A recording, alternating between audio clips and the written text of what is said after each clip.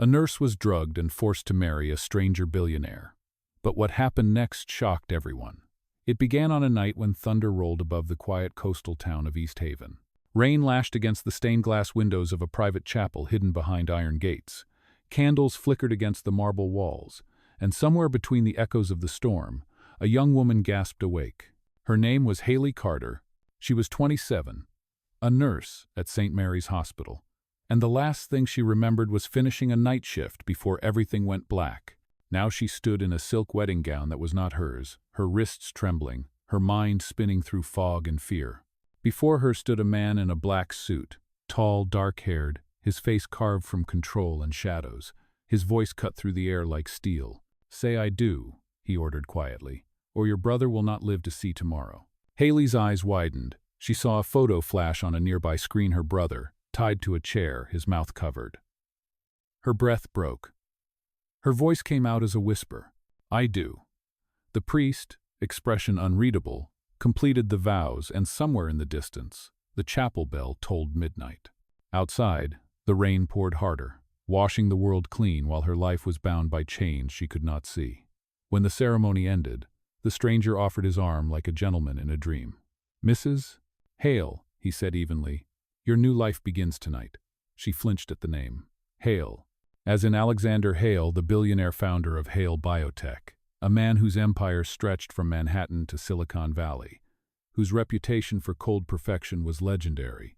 She had seen his photo in the hospital magazine once, but never imagined she would be forced to wear his ring. The limousine waiting outside gleamed black under the rain, and when she stepped in, her reflection trembled in the tinted window. Her pulse raced, her body still heavy from whatever they had drugged her with. Across from her, Alexander sat in silence, his face unreadable. Only the rhythmic hum of the tires filled the space between them. Hailey finally spoke, her voice raw. "Why me?" He looked out the window before answering. "Because you were invisible," he said, "and invisible people do not ask questions." The words struck like a slap. When the car stopped at a seaside mansion, he escorted her through halls lined with portraits of strangers who shared his cold eyes. In the grand foyer, a butler bowed slightly. "The guest suite is prepared, sir." Alexander nodded. "Show Mrs. Hale to her room." She wanted to scream that this was madness, that she was not anyone's wife, but her throat tightened. The memory of her brother's photo anchored her to silence. The door closed behind her with a click that sounded like a lock. For a long moment, Hailey simply stood there, staring at the reflection of a bride she did not choose to be. Somewhere beyond the window, the ocean thundered against the cliffs. She pressed her hand to her heart and whispered, "Ryan, hold on. I will find you." That promise would become her heartbeat for the nights to come. In another room, Alexander Hale poured himself a drink, staring into the glass as lightning flashed outside. He did not believe in fate, nor mercy, but something about the way her eyes had trembled lingered like an unwanted memory. He whispered to the empty room, "You were never supposed to look at me like that." And in that fragile moment of doubt, a war began inside the man who thought he had no soul left to fight for. This was not a marriage. It was a transaction born of fear. But what neither of them knew was that the storm outside the chapel was nothing compared to the one that was about to rise inside their hearts. Comment yees if you want to hear how everything spiraled after that night. And now, let us return to Hailey Carter, the nurse who woke up as a billionaire's bride. Before we continue, I have a small favor to ask. Please hit subscribe and turn on the notification bell so you never miss our channel's new videos. It is quick, free, and is the best way to support us in bringing you more dramatic stories. Your support means the world to us. Where are you watching from? Drop your city or country in the comments below. Thank you very much. Now let us continue the story. The next morning, the sunlight spilled through the sheer curtains of the guest room, brushing over Hailey Carter's pale face. Her head still throbbed from the drug that had knocked her out, but the images of last night refused to fade. The vows, the stranger, the storm. Her fingers tightened around the edge of the silk bedsheet as she tried to make sense of it all. Then a knock came. "Breakfast is ready, Mrs. Hale," a soft female voice said from the other side of the door. Hailey's heart stuttered. Mrs. Hale. She forced herself to answer, "Thank you," though her voice trembled. She looked around the room, a king-sized bed, cream drapes, a balcony overlooking the Atlantic Ocean. The scent of salt and money was everywhere. A silver tray waited on the table. Coffee, croissants, and a single folded note. Her hands shook as she opened it. The handwriting was clean, sharp. "Eat something. We will talk at noon. A. Hale." The words were cold, controlled, but they made her pulse race faster. She barely managed to sip the coffee when her phone buzzed on the nightstand. It was not hers. It was a new device, sleek and black, already logged in. One message waited. Asterisk, your brother is safe for now. Do as he says. Asterisk, Hailey's stomach dropped. She set the phone down carefully and pressed her palms to her eyes to keep from breaking down. She could not call the police. She could not run. Whoever these people were, they knew everything about her. At noon, she entered the main hall.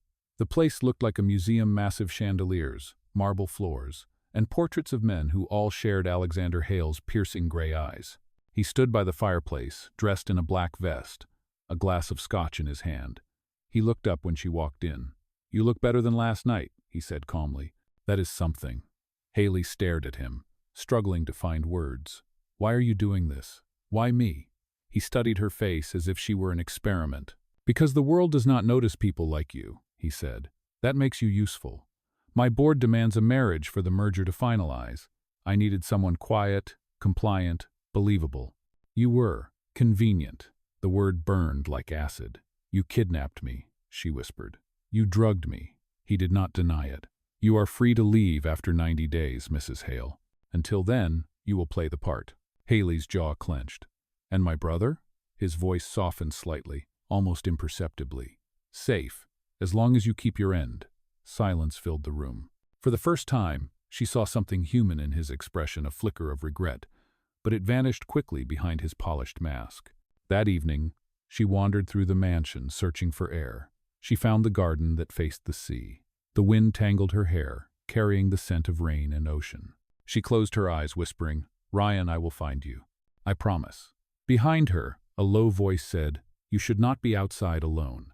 She turned to find Alexander standing at the edge of the terrace, his tie loosened, a shadow of fatigue softening his sharp edges. "Do you ever stop watching people?" she asked. "Only when they stop being unpredictable," he replied. His tone was neutral, but his eyes lingered on her longer than before. For a moment, neither spoke. The ocean roared below, 1,000 waves crashing like unspoken thoughts. Then Alexander said quietly, "You remind me of someone I used to know. Someone who cared too much." Hailey looked at him, confused. "What happened to her?" He hesitated before replying. "She cared about the wrong man." As he turned to leave, she said, "I am not her, Mr. Hale." He paused, his voice low. "We will see." The door closed behind him, leaving Hailey alone with the sound of the wind and her own heartbeat. For the first time, she understood this was not only a prison of walls, but a prison built by secrets. And if she wanted to survive, she would have to learn the language of power faster than the man who thought he owned her. Days turned into a quiet rhythm of tension inside the Hale mansion. Every morning, Hailey woke up in the guest suite to the sound of distant waves and the faint hum of staff moving through the hallways. The world outside had no idea that the billionaire everyone admired had secretly married a nurse who had been forced to say, "I do." Each day felt like walking on glass. At breakfast, Alexander would read his newspaper at the far end of the table while she stirred her coffee without tasting it. He never raised his voice, never lost control, yet his calm was the sharpest kind of intimidation. He had rules: no leaving the estate without permission, no phone calls, no questions about business. She followed them because her brother's life hung on every obedient breath she took. One afternoon, a staff member delivered a sealed envelope to her room. It was from Alexander. Inside there was a plain gold wedding band and a note that read, "You will attend the charity dinner with me tonight. Dress appropriately. The world must believe what we tell them."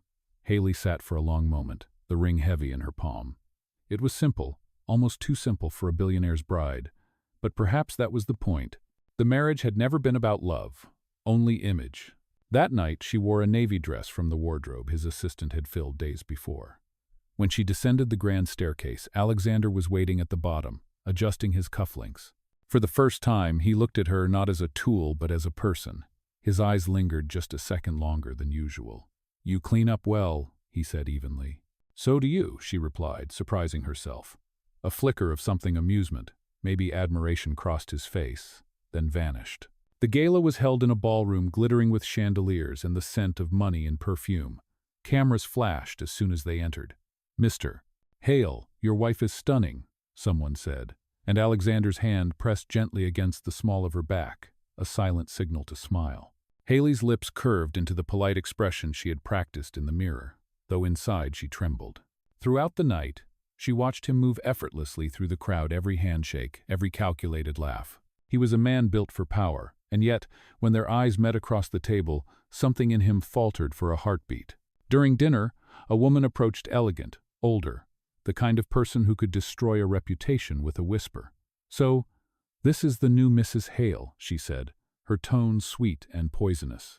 "Quite a change from your last one, Alexander." The room seemed to hold its breath. Hailey felt the sting in those words. She knew he had lost a wife years ago in an accident that had filled headlines. Alexander's jaw tightened, but before he could speak, Hailey said softly, "Change is how we grow, is it not?" The woman blinked, thrown off balance, then forced a smile and walked away. When they finally left the ballroom, Alexander's voice was low. "You handled that well." Hailey turned to him. "I have spent my life dealing with people who think they are above others. They bleed the same as everyone else." For the first time, his composure cracked into a half-smile. "Perhaps you are not as invisible as I thought." Later, in the car, the silence between them was softer than before. Outside, the city lights shimmered across the water.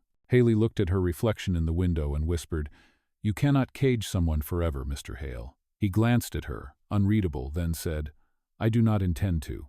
You are free to walk out when this is over. But by then, you may not want to." She turned away, pretending not to hear, but her heart betrayed her with its uneven rhythm. Back at the mansion, when she removed the wedding ring and placed it on the nightstand, she realized her fingers trembled not from fear this time, but from something she did not yet understand. Somewhere in the darkness of his world, Alexander Hale had begun to look at her differently. And though she did not want to admit it, she had begun to see the man behind the empire, the one who might still remember how to feel. The walls of their contract were still standing, but cracks had begun to form, and through those cracks, light was starting to break in. The following weeks passed like a slow tide that neither of them could stop. The mansion had grown quieter, but the silence was no longer sharp. Hailey began to find a strange rhythm to her captivity. She spent mornings in the library, reading medical journals, and afternoons walking the garden near the cliffs. The sea breeze tangled her hair, the same way her thoughts tangled whenever she caught herself watching Alexander when he did not notice. He was always working, always surrounded by files and phone calls, but there were moments when his mask slipped, when exhaustion softened his voice, or when his gaze lingered on her like he was trying to remember something lost. One evening, as the sky turned a soft violet, Hailey found him in the study, sitting in the half-light of a fireplace that burned too bright for summer. Papers were scattered across the table, his tie loosened, his eyes hollow. "You should eat," she said quietly. He looked up, startled, as if he had forgotten she lived there. "I am not hungry," he said, his voice low. She hesitated before stepping closer. "You will not be able to fight your board or your ghosts on an empty stomach." That made him glance up, a faint curve touching his lips. "You think you know what I am fighting?" he asked. "Maybe not," she said softly, "but I know what hunger does to people. It makes them mean, or desperate." For the first time, he laughed low, dry, real. He gestured toward the chair across from him. "Sit. Tell me, Nurse Carter, what makes you think I am desperate?" Hailey sat down, meeting his gaze. "Because men who have everything do not lock strangers inside their homes unless they have lost something more important." The silence that followed was heavy. Then he said quietly, "You are wrong. I did not lose something. I lost someone." Hailey did not speak. The fire cracked softly, painting his face with gold and shadow. After a long pause, he continued, "Her name was Evelyn, my wife. She died 3 years ago after a clinical trial went wrong. My company made that drug. The board wanted to cover it up, to protect our investors. I refused. They took everything from me, my credibility, my peace. The only way to regain control of the company was to remarry before the merger deadline. They thought I would never risk it again." He looked up at her, his eyes darker now. "They were right, until you." Hailey's breath caught. "So you chose me to save your empire?" "Yes," he said simply. "But now, I am not sure what I am saving anymore." The next morning, she found a small package outside her door. Inside was a stethoscope, the same model she had once saved for months to buy. A note rested beneath it. In case you ever want to feel like yourself again. A.H. She held it for a long time, her chest tightening. For the first time since her forced marriage, she smiled. Later that week, Alexander invited her to join him on a business trip to New York. It is a public meeting, he explained. The board must see we are united. Hailey hesitated but agreed. The city lights felt overwhelming after weeks of isolation. During the meeting, she watched him speak with calm authority, every word measured, every glance strategic. But when the meeting ended, she noticed a small tremor in his hand as he poured water into a glass. "Are you all right?" she asked quietly. He nodded, but his eyes looked far away. On the drive back, rain began to fall. Traffic lights blurred through the windshield, and for the first time, Alexander broke the silence. "I was wrong about you," he said. "You were never invisible." Hailey turned to him. "And you were never heartless," she replied. He looked at her for a long moment before saying, "Do not make me wish you were wrong." When they reached the mansion, he walked ahead, his posture sharp again. But that night, Hailey found herself awake, listening to the sound of the ocean beyond the window. She touched the stethoscope on her nightstand and whispered, "Maybe even monsters can be mended." In another room, Alexander stood by his window, watching the same storm she was listening to. He exhaled softly and muttered, "She is becoming dangerous, because she is making me feel human again." And as the thunder rolled in from the sea, both of them realized something irreversible had already begun. The following morning, the rain had cleared, but the air around the Hale mansion felt heavier than before. Hailey awoke to the quiet hum of the ocean, the sound of waves brushing against the cliffs below. She reached for the stethoscope on her nightstand, running her fingers over the engraved initials A.H. For a moment, she allowed herself to remember what it felt like to be a nurse, to care for people because she wanted to, not because someone forced her into obedience. That small piece of normalcy gave her strength. When she stepped into the corridor, she found Alexander already waiting by the staircase, dressed in a charcoal suit, his tie perfect as always. "We are going into the city again," he said without looking at her. "The foundation event. You will come with me." His tone was businesslike, but there was something else in it, a trace of uncertainty he could not hide. Hailey nodded. "All right." He glanced up, his eyes searching hers for a reaction, but she gave him none. The car ride to Manhattan was long and silent. She watched the trees and sky blur past, while Alexander scrolled through endless reports on his tablet. When they arrived, photographers lined the steps of a glass tower that bore his name. The Hale Foundation Gala for Medical Innovation glittered with guests in evening gowns and black suits, the kind of people who had never known hunger or fear. Alexander slipped into his public persona with effortless grace, greeting investors, smiling for cameras, shaking hands. Hailey stayed close, her presence a silent shadow beside him. But as the night unfolded, she began to see the cracks. His smile tightened when people mentioned the merger. His fingers twitched once when a reporter brought up his late wife's foundation. Hailey saw the man beneath the mask again, the one who carried guilt like a wound that never healed. During dinner, she leaned in and whispered, "You do not have to fight alone, you know." Alexander froze. Her words caught him off guard. He turned slightly, his gray eyes meeting hers. "What makes you think I am fighting?" he asked quietly. "Because you look like someone who forgot how to rest," she said. Before he could answer, one of the board members approached a man named Richard Lang, with a smile too sharp to be sincere. "Mr. Hale, what a charming evening. And your wife, she seems resilient. Quite the replacement for Evelyn, is she not?" The words sliced through the air. Hailey saw Alexander's jaw tighten, his hand curling into a fist under the table. Without thinking, she reached out and placed her hand over his, her fingers light but steady. "It takes strength to rebuild anything after loss, Mr. Lang," she said softly. "But I suppose you would not know that, since some people prefer to feed off others' grief." The man's smile faltered. A few nearby guests exchanged glances, whispering. Alexander looked at her, stunned, then almost smiled. Later that night, after the event ended, they stepped outside into the cool Manhattan air. The city lights glimmered like scattered stars across wet pavement. "You should not have said that," he said finally, his voice low. "You will make enemies." Hailey met his gaze. "Then you should not have let them think I am afraid of them." For a long moment he said nothing. Then, unexpectedly, he whispered, "You were remarkable tonight." She felt warmth rush through her chest. Do not sound so surprised, she teased lightly. I was a nurse long before I was your prisoner. He looked at her then, really looked, and for the first time his expression was unguarded. I never wanted to hurt you, he said quietly. But everything I touch seems to break. Hailey took a breath, her voice barely above a whisper. Maybe it just needs someone who is not afraid of the pieces.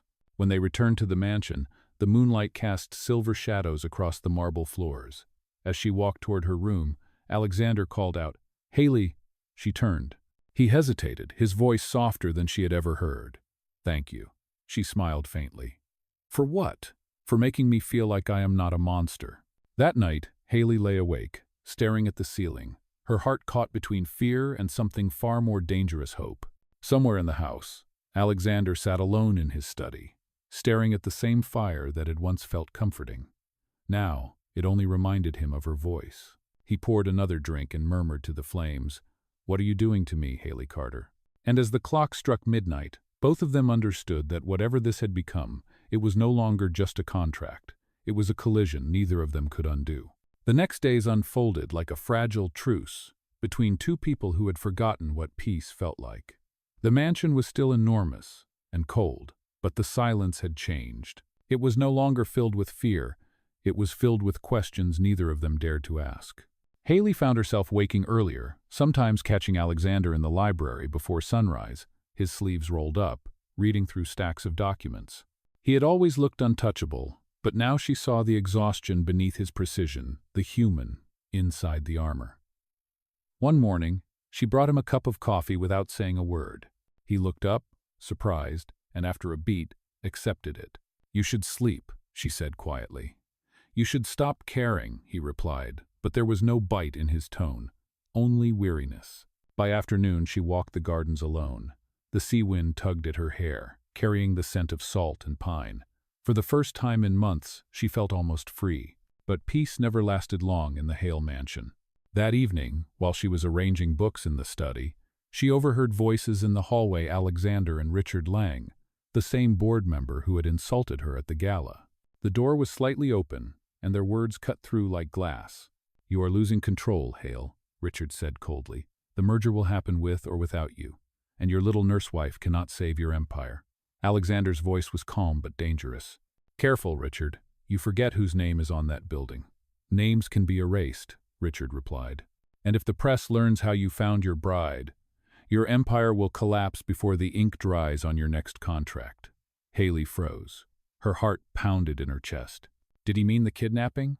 Did Richard know the truth? She backed away quietly, her pulse echoing in her ears. That night, when Alexander returned to his office, he found her waiting. "What did he mean?" she asked. He hesitated. "You heard that?" "Answer me," she demanded, her voice shaking. For a long moment, he said nothing. Then he sighed, running a hand through his hair. "Richard knows too much. He has been digging into how we were married. If he exposes it, I could lose everything." "And what about me?" she whispered. "You think I can survive the world knowing I was drugged into saying, 'I do'?" His eyes darkened. "That is why I have been protecting you." Hailey stepped back, anger rising through her chest. "Protecting me? You are the reason I needed protection in the first place." The words hit him harder than she expected. For once, the great Alexander Hale had no answer. He simply looked at her, his expression breaking under the weight of her truth. Finally, he said quietly, "You are right, and I cannot undo what I did, but I can make it mean something." She shook her head, tears burning her eyes. "Meaning does not erase what was stolen." She turned to leave, but his voice stopped her. "Hailey, please," he said. The first time he had ever used her name like that, softly, desperately. She paused, her back still to him. "You want to make this right? Then tell me where my brother is." The silence stretched, unbearable. "He is safe," Alexander said finally, his voice low. "He was never harmed. He is under protection because Richard threatened him first." Hailey turned around slowly. "You are lying." "No," he said, meeting her eyes. "I swear it. I sent someone to guard him. I could not tell you because I could not risk his life if the board found out. You were never my enemy." The confession broke something inside her: anger, fear, maybe both. She stepped closer, searching his face for the truth, and for once, she saw no lie there. The man standing before her looked nothing like the monster who had once drugged her. He looked like someone begging for redemption, She whispered, "Then let me see him." He nodded. "You will, I promise." That night, Hailey sat on her balcony, watching the sea move under the moonlight. Every choice she had made since that first night in the chapel had been born from survival, but now, for the first time, she was making a choice for herself. Somewhere deep down, she wanted to believe him. She wanted to believe that the man who had once destroyed her might also be the one to save her.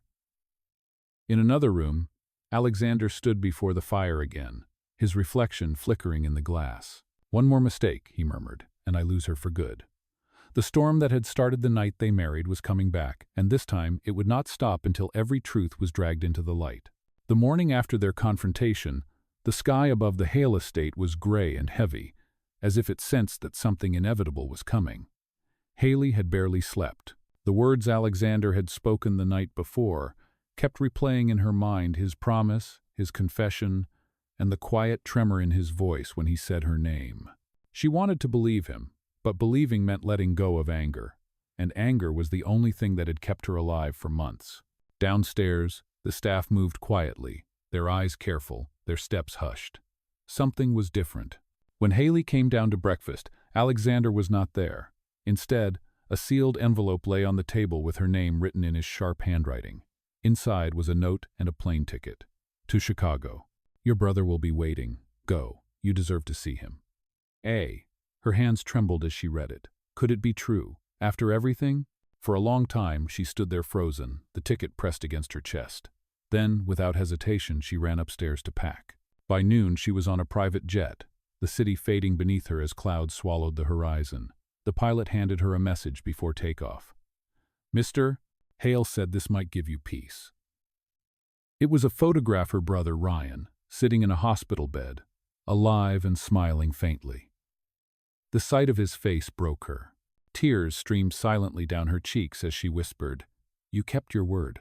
When the plane landed, she was escorted to a rehabilitation center under the Hale Foundation's care. And there, through the glass door of a sunlit room, she saw him. "Ryan!" she gasped, rushing inside. He turned, weaker than she remembered, but alive. They held each other, both crying, words tumbling between sobs. "I thought I lost you," she whispered. "He said you were safe." Ryan nodded. "He saved me, Hailey. He found me before they could move me again. His people kept me here, under another name." For the first time she realized the truth. Alexander had not lied. He had been protecting her brother all along, even when she hated him most. But before she could process that revelation, her phone vibrated. It was an unknown number with a single text message. "You should not have trusted him. Turn on the news." Her heart stopped. She reached for the remote, turned on the small television in the room, and there it was, breaking news. The Hale Biotech Board had filed criminal charges against Alexander Hale for corporate fraud, embezzlement, and conspiracy. Reporters crowded the steps of the company headquarters. The headline read, "Billionaire CEO, under investigation, secret marriage scandal leaked." Hailey's knees weakened. On the screen, she saw a still image from the surveillance camera inside the chapel the night she had been drugged and forced to marry him. The footage had been leaked, twisted into a story of coercion and corruption. Richard Lang's name appeared in the news ticker, confirming he was the source. "No," she whispered, shaking her head. "He took the fall for me." The next scene showed Alexander leaving the courthouse, surrounded by flashing cameras. His expression was calm, but his eyes, those gray, unreadable eyes, looked directly into the lens, as if he knew she was watching. "I take full responsibility," he told the reporters. "My wife was never part of this." The world believed they were witnessing a confession of guilt. Only Hailey understood the truth. It was not guilt. It was sacrifice. That night, Hailey could not sleep. She sat by her brother's bedside, staring at the photo on the news. The man who had once been her captor was now the one standing between her and ruin. "Why would he do that?" Ryan asked softly. Hailey swallowed hard. "Because maybe he finally found something worth protecting." The next morning, she made her decision. She kissed her brother's forehead and whispered, "Stay safe, Ryan. I will fix this." Then she walked out of the rehabilitation center and into the cold Chicago wind. Somewhere in New York, Alexander Hale was losing everything to keep her name clean. She would not let him fall alone. As she got into the car, her voice was steady for the first time in months. "Take me to New York," she said. "It is time I told the truth." And with that, Hailey Carter, the woman who had once been silenced by fear, was finally ready to fight for the man who had risked everything to set her free. By the time Hailey arrived back in New York, the city was drenched in rain. Reporters crowded the courthouse steps like vultures circling their prey. The moment she stepped out of the car, camera flashes erupted, and a storm of questions hit her all at once. Mrs. Hale, did your husband force you to marry him? Was it true you were drugged? Are you pressing charges? She did not answer any of them. Her coat was soaked through, but she walked forward, her eyes fixed on the doors ahead. Inside, the grand marble hall smelled of paper, ink, and tension. The hearing had already begun. In the courtroom, Alexander sat at the defendant's table, wearing the same composure he had always carried, but his face looked thinner, his eyes shadowed from sleepless nights. When Hailey entered, the entire room fell silent. The judge lifted his gaze, surprised. Mrs. Hale, you were not summoned to testify. Hailey took a steady breath. I know, Your Honor, she said, but I have something that needs to be said. Alexander turned slightly, his eyes locking onto hers confusion, worry, and something deeper flashing in that single glance. Hailey, do not, he whispered, but she had already stepped forward. I was not forced by this man, she said clearly, her voice echoing through the room. Yes, I was drugged. Yes, I woke up in a chapel, but he was not the one behind it. The person responsible was Richard Lang. Alexander Hale found out after the fact. He could have silenced me. He could have let me disappear like so many victims of power, but he did not. He saved my brother. He protected me, even when I hated him. A murmur rippled through the court. The judge frowned. Do you have evidence to support these claims? Hailey reached into her coat and placed a folder on the stand. Everything is here. Bank transfers, messages, documents from the Foundation's security archives. Lang planned the coercion to take over Hale Biotech. Alexander's only crime was trying to clean up the mess without dragging me into it. Across the room, Richard Lang's lawyer shifted uncomfortably. Within seconds, whispers spread. The judge ordered the bailiff to seize the evidence. Alexander rose slowly from his chair. Hailey, why would you do this? He asked quietly. Because you did the same for me, she said, meeting his eyes. You took the fall to protect me. It is my turn. The hearing stretched into hours. Reporters filled the corridor outside, cameras waiting for the verdict. When it finally came, the judge spoke firmly. Based on the new evidence presented, all charges against Mr. Hale are dropped pending further investigation into Richard Lang and his associates. The gavel struck once. The room erupted in noise. Hailey exhaled, her body trembling with relief. Outside, the rain had stopped. The gray clouds began to break, letting slivers of sunlight pierce through. Alexander followed her out of the courthouse. For a moment, neither spoke. The air between them was thick with everything they had endured. You should have let me take the blame, he said quietly. It was my fault you were hurt in the first place. Hailey shook her head. No, the only fault would have been staying silent when I could speak the truth. He looked at her, the man who had once built an empire on control, now stripped of everything but honesty. So what happens now? He asked. She smiled faintly.